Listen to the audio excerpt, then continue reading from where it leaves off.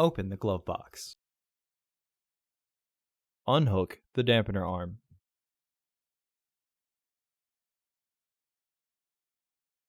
Push in on the sides of the glove box to release the stops and lower the glove box. Unclip and remove the filter housing door. Remove the old filter from the housing and clean out any debris inside. Install your new AQ1087 filter with its airflow indicating arrow pointing down. Reinstall the filter housing door. Reinstall the glove box by relatching the hinges. Reinstall the dampener arm.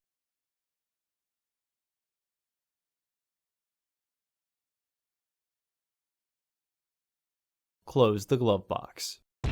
Order your parts today at filterheads.com. Also, please like our video and subscribe to our channel so you won't miss any new content.